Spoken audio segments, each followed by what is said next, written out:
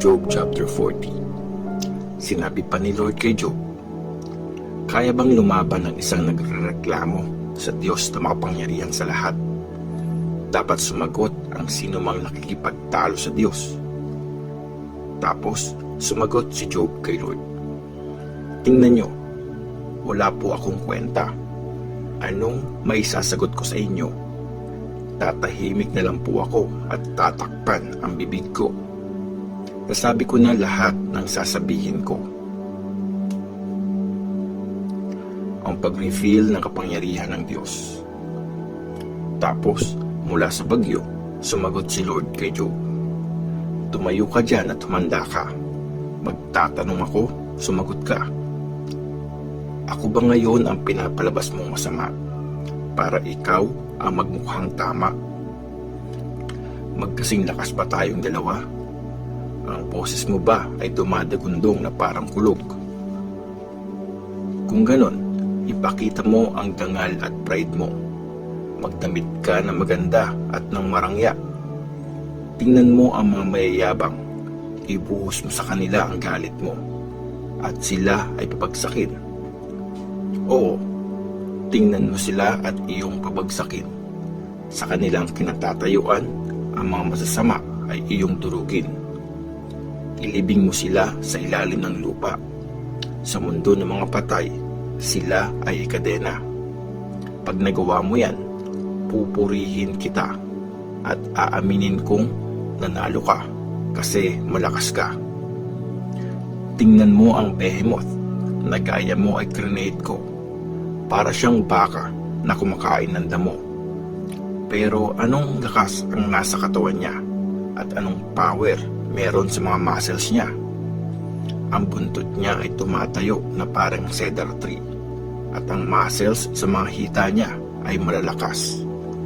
Parang bronze na mga tubo ang mga buto niya at ang mga binti niya ay parang poste na gawa sa bakal. Siya ang pinakadakila sa lahat ng aking mga creatures. Tanging ang creator lang niya ang makakatalo sa kanya. Kumakain siya sa mga bundok kung saan naglalaro ang iba pang wild animals. Nagpapahinga siya sa lilim ng matitinik na mga halaman at nagtatago sa mga matubig na talahiban. Sumisilong siya sa mga halamang matitinik at sa mga sanga sa tabi ng batis. Di siya natatakot sa agos ng ilog na rumaragasa. Panatag siya, humampas man ang Jordan sa kanyang mukha. Sinong makakabulag sa kanya para siya ay hulihin o kaya bingwitin ang ilong niya para siya ay bitagin?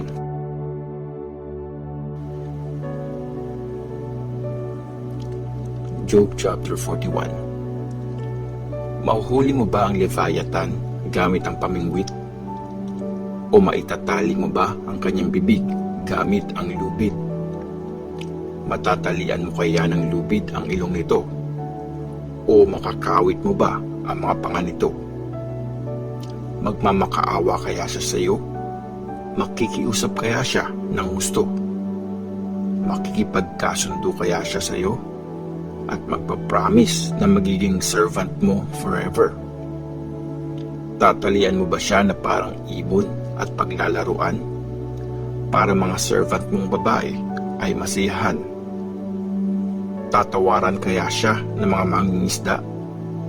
Paghahati-hatian kaya siya para maibenta? Mapupuno mo ba ng mga panusok ang kanyang balat? O matutusok mo ba ang kanyang ulo ng mga sibat? Subukan mong hawakan siya kahit minsan lang.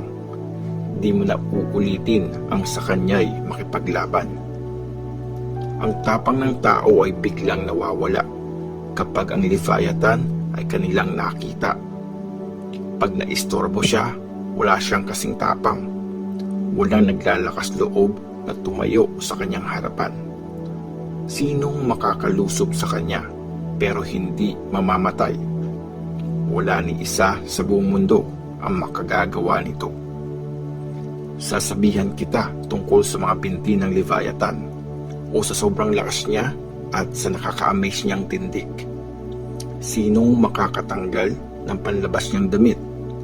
May sibat bang babaon sa makakapal niyang balat? Sinong may kayang mag-open ng kanyang bunganga? Ang mga ngipin niya'y nagbibigay takot sa madla. Ang likod niya'y gawa sa mga panangga, parang mga marka ng seal na pinagdikit-dikit ng mabuti. Pagkakadikit nito'y sobrang lapit, walang pagitan, ni hangin ay di makasingit. Silang lahat ay magkakadikit, di mapaghihiwalay sa sobrang kapit. Pag bumahing siya, may lumalabas na liwanag. Ang mga mata niya ay parang araw na sumisikat. Nagliliyab na apoy ang lumalabas sa bibig niya, at mga nagtatalsikang apoy ang doon ay sumisiklab. Sa butas ng mga ilong niya may lumalabas na usok, parang damong pinanggagatong sa palayok. Hininga niya ay nagpapaningas ng uling, at may apoy na sa bibig niya nanggagaling. Sobrang lakas ng leeg niya, bawat masalubong niya ay natatakot. Walang mahinang part sa balat niya, gaya ng bakal, matigas at di nagagalaw.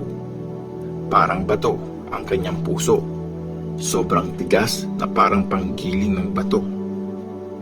Pag siya ay tumayo, natatakot ang malalakas. Wala silang magawa dahil sa takot, sila'y nagsisitakas.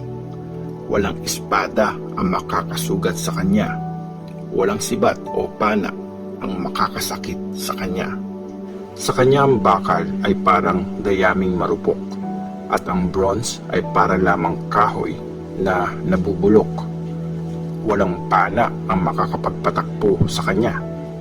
Batong hinahagis sa kanya ay para lamang mga ipa. Parang dayami lang ang mga pamalo sa kanya. Natatawa lang siya pag sinisibat siya.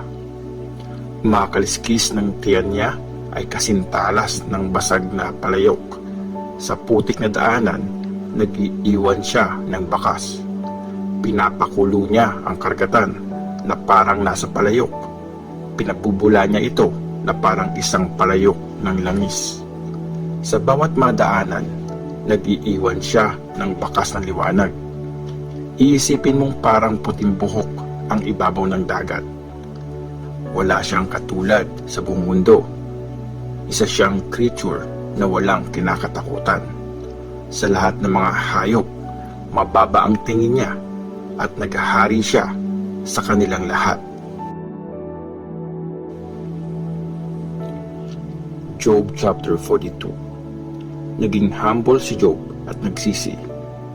Tapos, sumagot si Job kay Lord, Lord, alam ko pong kayo ang makapangyarihan sa lahat.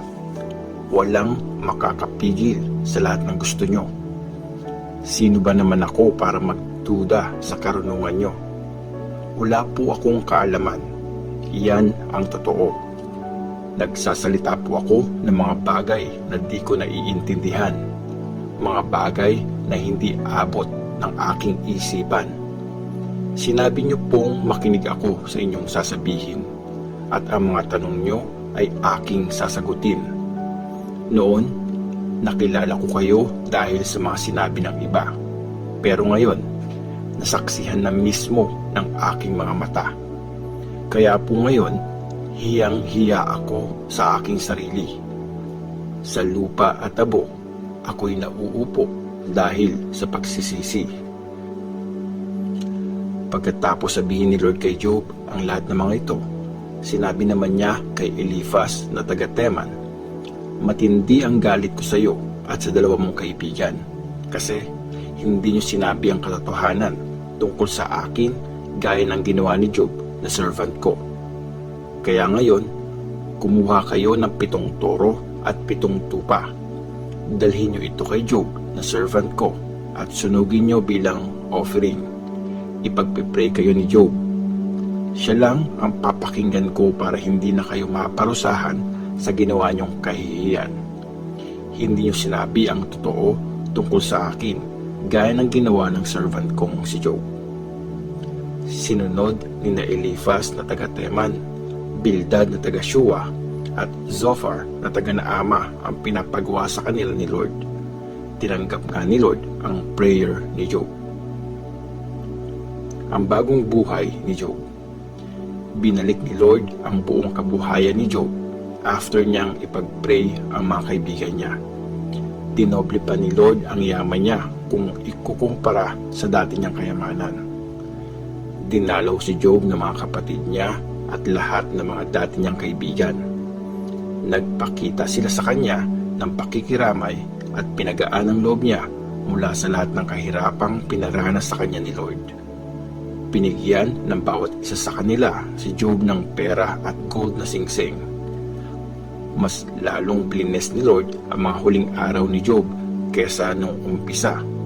Nagkaroon siya ng 14,000 na tupa, 6,000 na camel, 2,000 na magkatuwang na baka, at 1,000 na babaeng donkey.